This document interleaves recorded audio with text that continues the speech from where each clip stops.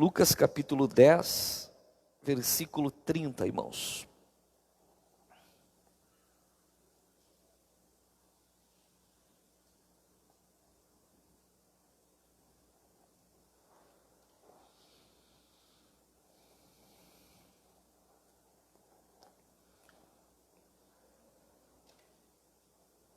Aqueles que não tiveram a oportunidade de ouvir as outras pregações, as anteriores, sobre a parábola, lá no meu canal no YouTube, Anderson Vaz, entra lá, e logo nas últimas postagens ali você vai encontrar tanto as pregações da parábola do bom samaritano, quanto as do Cuidando do Coração, que é aquela live que eu faço toda sexta-feira às 9h30 da noite, e que está uma benção, irmãos, está uma benção.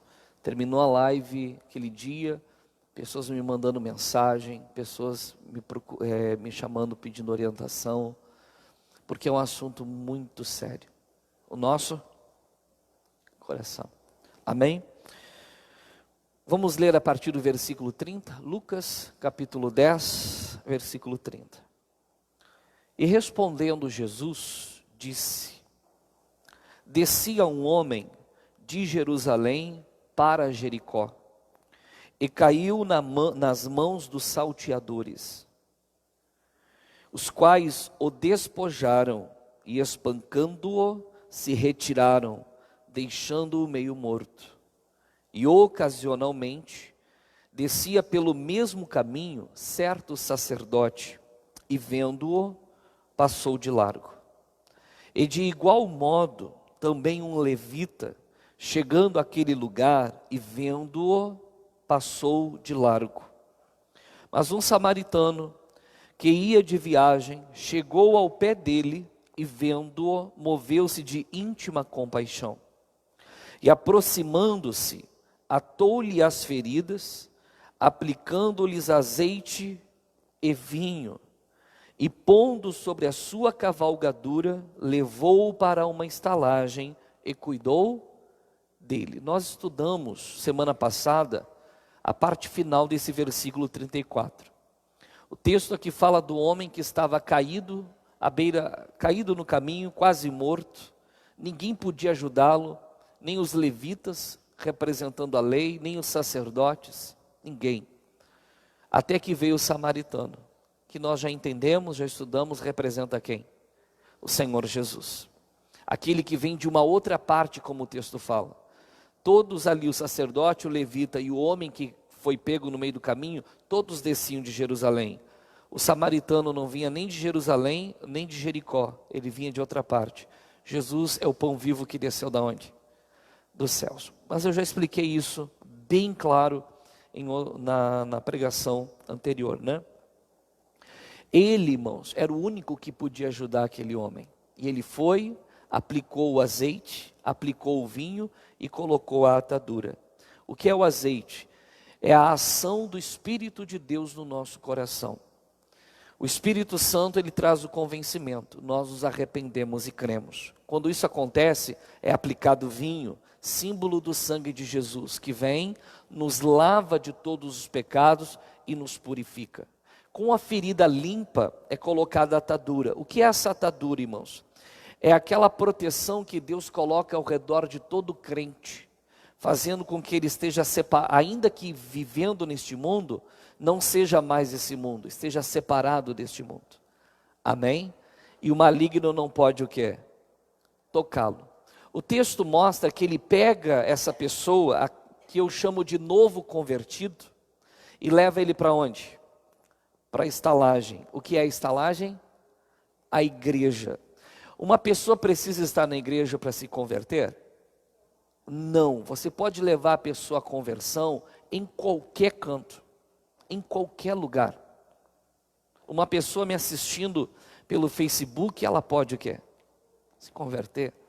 Você pode levar uma pessoa a Cristo em qualquer lugar, irmãos. Agora, irmãos, depois que essa pessoa se converte, ela tem que ser conduzida para onde? Para a igreja. Por quê? Porque lá na igreja Deus estabeleceu 5 dons ministeriais. Como diz em Efésios capítulo 11 em diante. apóstolos, profetas, evangelistas, pastores e mestres, querendo, o texto diz, o aperfeiçoamento dos santos, para a obra do ministério, para que eles não sejam mais como crianças, meninos, levados em roda por todo o vento de doutrina, pelo engano dos homens, mas antes, em vez disso, eles cresçam e amadureçam em Cristo. Toda pessoa convertida precisa ir para a estalagem, ir para a igreja. O que Jesus fez com aquele homem lá na estalagem, lá na igreja, irmãos? Final do versículo 34. Levou-o para a estalagem e o que é? E cuidou dele. Final do versículo 34. Irmãos, a pessoa pode até se converter fora da igreja, mas é dentro da igreja que ela vai ser o que? Cuidado. Por isso o diabo trabalha de todas as formas para que a pessoa abandone a congregação, a pessoa deixe de congregar, deixe de estar na casa de Deus, porque na casa de Deus, irmãos, ela tem contato com a palavra, amém? Ela tem contato com pessoas, irmãos, que vão incentivá-la à oração, a perseverar, a continuar firmes na fé, amém? Põe para nós Hebreus 10, 25, eu acho que até eu toquei nesse texto esses dias. Põe ali para nós Hebreus 10, 25, pode mostrar lá, Nando, pode mostrar lá para quem está assistindo. Diz assim, ó, não deixando a nossa congregação, ou não deixando de congregar, como fala a outra tradução, não deixando a nossa congregação, como é costume de alguns, antes, admoestando-nos uns aos outros, e tanto mais quando vedes que vai se aproximando aquele dia. Volta aqui para mim. O que é aquele dia? A vinda do Senhor. Quanto mais se aproxima, primeiro, não podemos deixar de congregar, estar na casa de Deus. E na casa de Deus, uns aos outros, vamos o quê? Nos admoestar. Vamos estar uns aos outros nos consolando, nos fortalecendo, nos preparando para quando? Para aquele dia. É na estalagem, é na igreja, e Jesus cuida da gente. Diga graças a Deus. Isso tudo aqui, Jesus ele começou a fazer onde? Na sua morte e ressurreição. Quando Jesus ressuscita, irmãos, o texto vai mostrar em Atos capítulo 1, a partir do versículo 1, que ele ficou, irmãos, 40 dias com os seus apóstolos, e mais 500 pessoas, e o texto fala que ele ensinou a respeito do reino dos céus, disse que eles deveriam ficar ali em Jerusalém, para que eles fossem cheios do Espírito Santo, amém? E no versículo 9 o texto fala que aos olhos daqueles 500, como Paulo vai falar lá em 1 Coríntios 15, aos olhos daquelas 500 pessoas lá no Monte das Oliveiras, ele sobe, vai subindo, até que ele desaparece entre as nuvens, e eles estão todos olhando, e Jesus não está mais lá. O texto diz que 2 varões, 2 anjos, aparecem e diz: varões galileus, o que vocês fazem olhando para os céus? Este Jesus que vós viste subir, ele há de descer entre as nuvens. Amém? Jesus subiu, já desceu? Não, mas nós aguardamos ele. Diga graças a Deus. Por que eu falei isso? Porque depois que Jesus faz a obra da redenção, ele cuida da igreja recém-nascida, por espaço de quanto tempo? 40 dias. O dia de Pentecostes, irmãos, é 50 dias depois da Páscoa. Jesus ressuscitou na Páscoa. Pentecostes é 50 dias. Então Jesus subiu aos céus 10 dias antes do quê? Do Pentecostes. Quando ele sobe, o que ele prometeu? Que ele rogaria ao Pai, e o Pai daria o quê? O que aconteceu 10 dias depois que Jesus subiu? O Espírito Santo no dia de Pentecostes foi o quê? Derramado sobre todos. Amém? E aqui entra a quarta parte da mensagem, o 35. Olha o que o texto diz. E partindo ao outro dia, Jesus partiu, irmãos? Sim ou não? Sim. E partindo ao outro dia, tirou 2 dinheiros E deu-os ao hospedeiro, e disse-lhe: cuida dele, e tudo o que demais gastares, eu te pagarei quando quer. Então o texto mostra, no início do versículo 35, que ele partiu, e no final do versículo 35, que ele vai o quê? Que ele vai voltar. É o samaritano. É quem? É Jesus. No meio, entre a subida e a volta dele, está o hospedeiro, estão os 2 denários, e está o homem que ficou sobre os cuidados do hospedeiro. Irmãos, ele não foi colocado numa estalagem? Quem é o hospedeiro? O responsável pela estalagem. O que é a estalagem? A igreja. A pergunta é: quem é o hospedeiro? Todo mundo fala o pastor, né? Mas não é o pastor. Não é o pastor. Então quem é? É o Espírito Santo. Quem é que veio para a igreja 10 dias depois que Jesus subiu aos céus? O Espírito Santo. Quem é que está preparando a noiva para levá-la ao encontro do noivo no arrebatamento? O Espírito Santo. O Espírito Santo é o hospedeiro. A obra é do Espírito Santo. A igreja é de quem? É do Espírito Santo. Irmãos, olha que interessante esse texto. Deixa marcado aí e abra sua Bíblia na segunda carta aos Coríntios, capítulo 3.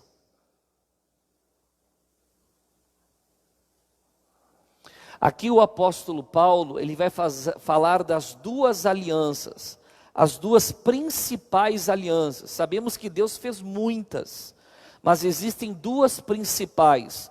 A aliança que ele fez através de Moisés no Monte Sinai, com os mandamentos, as tábuas da lei, e a aliança que ele fez na cruz através de Cristo. Amém? São as 2 grandes alianças. Qual é a que vale para nós hoje? A nova, a que foi feita através de Cristo na cruz. Amém? Irmãos, ambas as alianças são importantes, ambas são gloriosas, ambas são poderosas. No versículo 7, Paulo diz assim, 2 aos Coríntios, capítulo 3, versículo 7. Não confunda com 1 aos Coríntios, viu, irmãos? 2 aos Coríntios, capítulo 3, versículo 7. Diz assim, e se o ministério da morte, gravado com letras em pedras, está falando do ministério da lei, gravado nas tábuas, nas pedras, dos 10 mandamentos. Amém?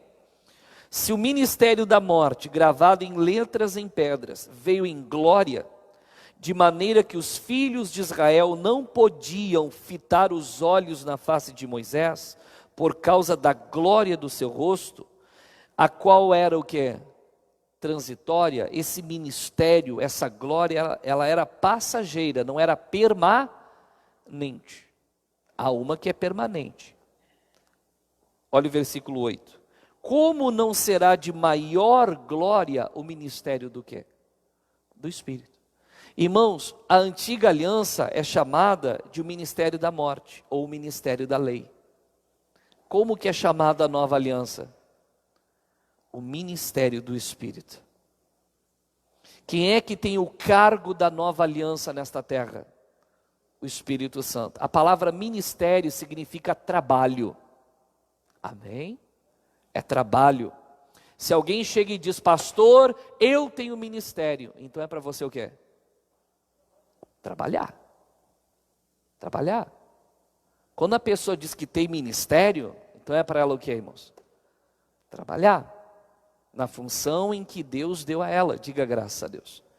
Mas tem alguém que trabalha mais do que qualquer um na face da terra, e trabalha desde o dia de Pentecostes no ano 27. Quem? O Espírito Santo. E ele não cessa o seu trabalho. Por que em 2000 anos de história a igreja nunca deixou de existir?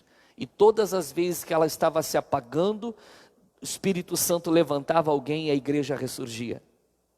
Porque o Espírito Santo estava cuidando da igreja. O Espírito Santo, irmãos, é quem é responsável pela igreja.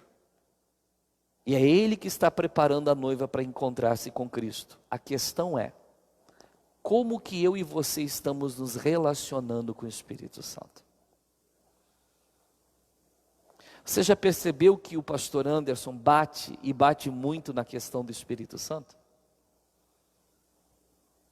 Da comunhão, do falar em línguas, do entendimento da palavra, de ter mais profundidade no relacionamento com Deus? Eu bato muito nisso, irmãos. Se bobear, eu prego mais, se bobear não, com certeza. Eu prego mais sobre essas questões do que cura, prosperidade e vitória em outras áreas. Creio em todas essas coisas. Creio em prosperidade, cura, bênção na família, creio em tudo isso. Mas de nada adianta eu pregar tudo isso se eu não levar a igreja ao Espírito Santo. Amém? Em Hebreus 3,7 diz assim, ó, se hoje ouvirdes a voz do Espírito Santo, não endureçais o quê? Para quem é que o escritor aos Hebreus estava escrevendo? Para a igreja que estava em Jerusalém. Já eram convertidos e precisavam continuar dando ouvidos a quem? Ao Espírito Santo. Quando o Senhor Jesus aparece ao apóstolo João na ilha de Pátimos, logo no início do livro de Apocalipse, Jesus manda que João escreva 7 cartas a 7 igrejas da Ásia, as igrejas do Apocalipse. O que diz no final de cada carta, você lembra? Aquele que tem ouvidos, ouça o que o Espírito diz às igrejas.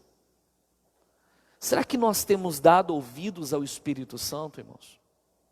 Temos prestado atenção a tudo que Ele, pela palavra, tem falado conosco?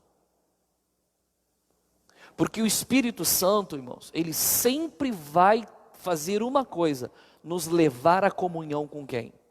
Com Deus, nos levar à santidade, nos levar para dentro da palavra, para viver uma vida que glorifica a Deus. Quanto mais cheio do Espírito Santo você está, mais você fala da palavra de Deus, mais você se santifica. E o texto é muito claro, irmãos. O samaritano entrega aquele homem que ele salvou e começou a cuidar, aos cuidados de quem? Do hospedeiro. Até quando? Até ele voltar. Você quer se encontrar com Cristo? Eu e você temos que rever o nosso relacionamento com quem? Com o Espírito Santo. Eu fiz uma lista aqui no meu esboço, irmãos. E eu vou ler porque eu tenho medo aqui de me esquecer de algum, é melhor eu ler. E tudo que eu vou ler aqui, irmãos, tem base nas Escrituras. Amém? Da ação do Espírito Santo. E digo para você, eu vou ler várias coisas, mas faltou muito, porque o Espírito Santo faz muito mais pela igreja, desde que ele assumiu esse cargo. Amém? No meu esboço eu coloquei aqui, o Espírito Santo é quem cuida dos crentes. Ele consola, ele convence, guia em toda a verdade na palavra, nos faz lembrar do que temos ouvido. Quem algum dia foi falar de Jesus para alguém e de repente começou a vir textos à sua memória e você começou a citar textos da Bíblia? Quem já aconteceu isso? Não é porque você tem uma memória show de bola, é porque o Espírito Santo quer. Ele lembra você daquilo que você já ouviu. Amém? Quando eu estou pregando, isso é fantástico, irmãos. A coisa vem, e vem, irmãos. Deus é bom. Nos faz lembrar do que temos ouvido, nos anuncia o que há de vir, começa a nos revelar coisas que Deus tem preparado para o nosso futuro. Que mais? Revela as coisas que Deus preparou para nós, mas que não temos o quê? Conhecimento ainda. Ele começa a mostrar o que Deus preparou. Lembra aquele texto? As coisas que o olho não viu, o ouvido não ouviu e não subiu ao coração do homem, são as que Deus preparou para os que o amam. Versículo seguinte, mas Deus nolas revelou pelo seu Espírito, porque o Espírito de Deus penetra todas as coisas, até as profundezas de Deus. Tudo que Deus tem preparado para nós, Deus nos revela através de uma pessoa, do Espírito Santo. E como que ele revela? Quando você lê a Bíblia, quando você está orando em línguas, é um momento em que Deus traz muito ao seu coração coisas que Ele tem preparado, mas tem um momento em que Ele mais fala com você, é quando o pastor está pregando. Ele começa a mostrar a você, a revelar a você o que Ele tem para a sua vida.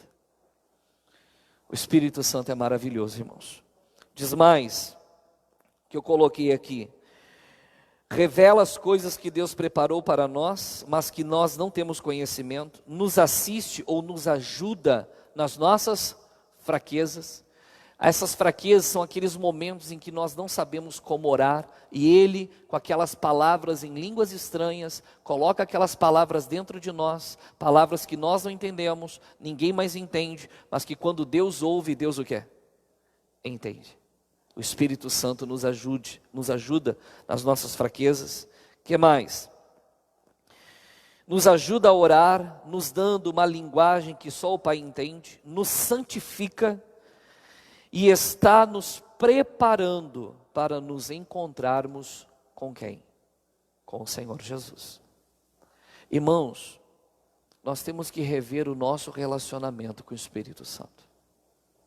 O quanto estamos buscando a presença dEle, o quanto estamos permitindo que Ele nos encha, o quanto estamos orando em línguas estranhas, com aquela linguagem que é Ele quem nos dá, lembra? E todos foram cheios do Espírito Santo e passaram a falar em outras línguas, conforme o Espírito Santo lhes concedia que falassem.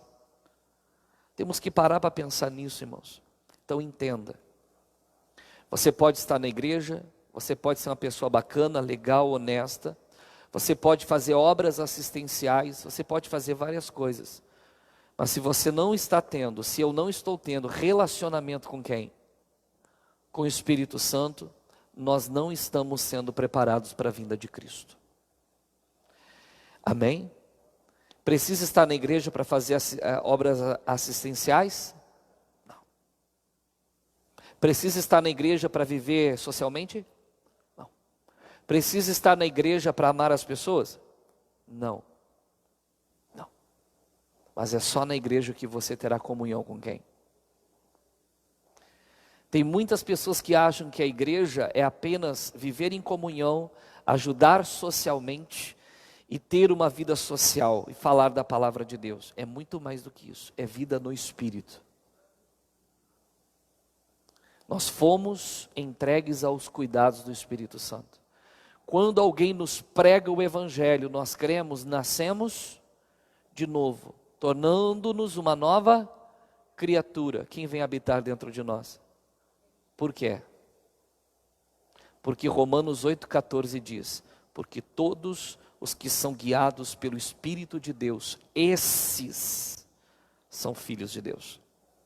O que faz de uma pessoa um filho de Deus, irmãos? Pertencer a uma igreja? Não, ser guiado pelo Espírito Santo. Põe na tela, Romanos 8,14. Porque todos os que são guiados, olha o texto, ó. Porque todos os que são guiados por quem? Pelo Espírito de Deus, esses, ele está qualificando, esses são filhos de quem? Pode mostrar ali para eles ali, Nando, para quem está na live.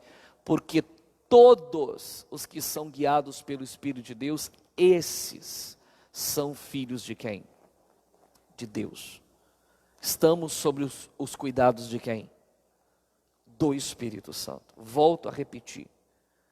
Estamos dando ouvidos a Ele? Lembro a você, Hebreus 3,7. Se hoje ouvides a voz do Espírito Santo, não endureçais o que é? O vosso coração. E o que está no final de cada carta escrita às igrejas do Apocalipse? Aquele que tem ouvidos, ouça o que o Espírito diz às igrejas. Às vezes estamos muito focados no Pai, muito focados no Filho, esquecendo de quem? Do Espírito Santo. Eu não lembro quem foi o escritor, me foge a memória, mas esse escritor é muito conhecido, principalmente no meio tradicional. Ele escreveu um livro dizendo, o Espírito Santo, o Deus esquecido na história. Irmãos, o Espírito Santo não é um Deus inferior na Trindade. Ele, o Pai e o Filho são exatamente o quê? Um só. O Espírito Santo não é menor que o Pai e o Filho. Apesar de ser citado por último, o Pai e o Filho, ele não é menor. Ele é Deus. Às vezes a pessoa trata ele de lado. Não. Para você ter uma ideia, irmãos, qual é o pecado que não tem perdão? A blasfêmia contra o Espírito Santo. Porque como uma pessoa vai ter o perdão, irmãos, se ela rejeitou, negou, expulsou da sua vida aquele que é o único que pode conduzi-lo a Cristo no arrebatamento. Se a pessoa blasfemar contra Jesus, há perdão? Sim. E contra Deus? Também. Olha que interessante. Só para deixar claro, viu, irmãos? Aqui não tem ninguém que blasfemou contra o Espírito Santo. Se tivesse, você nem aqui estaria. Amém? E sinceramente, eu até hoje não conheci ninguém que tenha feito isso. Posso ter tido contato, mas nunca vi. Amém? Porque tem gente que fica com essa paranoia, né? Afinal de contas, o diabo tem que incomodar, né, gente? Fica tranquilo. Amém? Agora, para nós terminarmos a mensagem, irmãos, o samaritano, ou o Senhor Jesus, ele fala com o hospedeiro, entrega aquele homem aos cuidados do hospedeiro, e ele dá 2 denários ao hospedeiro. Olha o 35. Você está em Lucas 10, né? Ou está lá em Coríntios? Lucas 10? Não, alguns estão em Coríntios ainda, né? Volta em Lucas 10.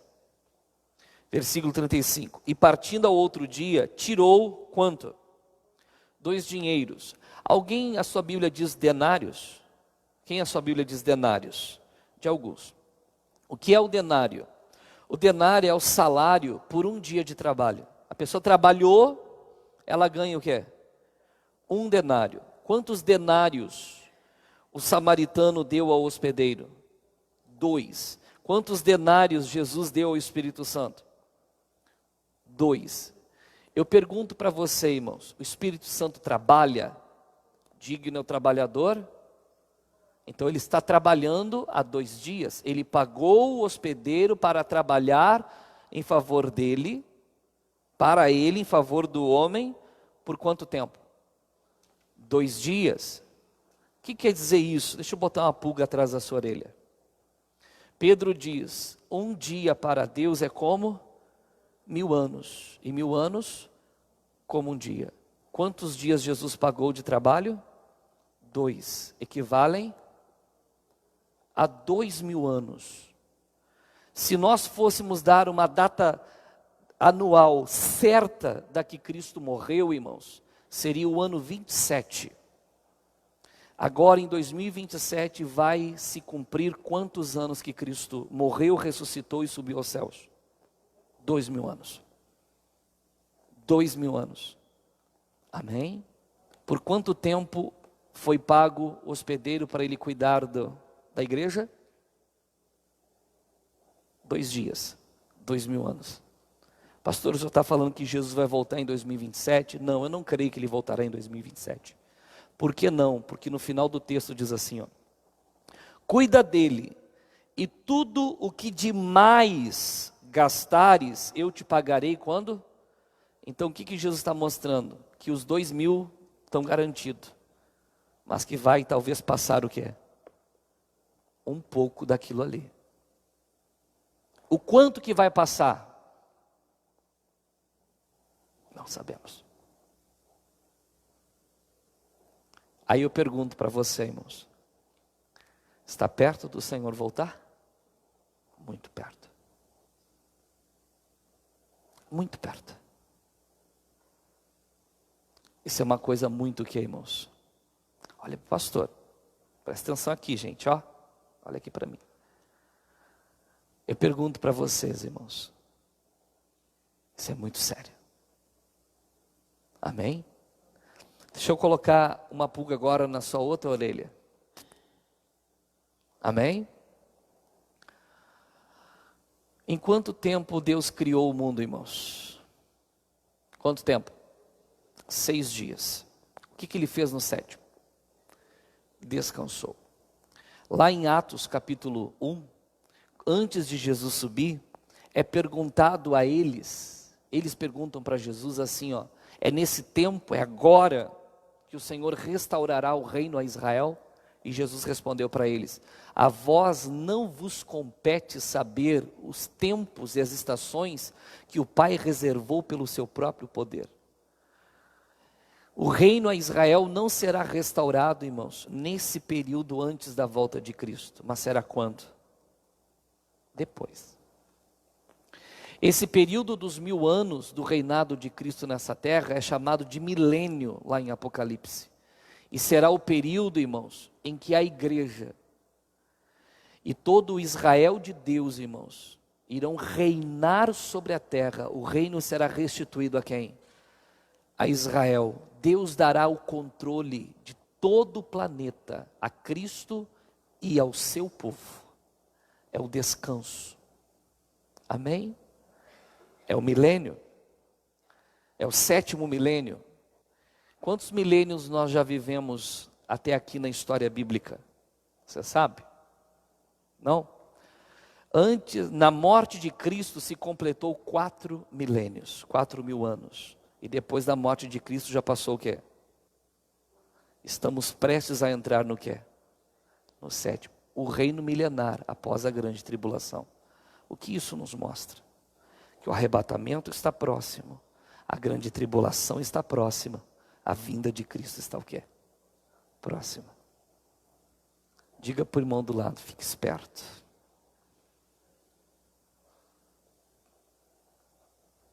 Amém? Lembra que quando começamos a estudar, eu mostrei para vocês que essa parábola mostra desde a queda do homem até a vinda de Cristo? O Espírito Santo, irmãos, está cuidando da igreja dele. Cristo ainda não voltou, mas ele vai o quê? A questão é, como está o nosso relacionamento com o Espírito Santo? Não é o pastor Anderson que vai te apresentar a Cristo, nem qualquer outro pastor, nem aqueles pastores de internet, que todo mundo adora às vezes, que vai te apresentar o Espírito Santo. Qual é a diferença entre eu e o Espírito Santo? Eu te conheço exteriormente.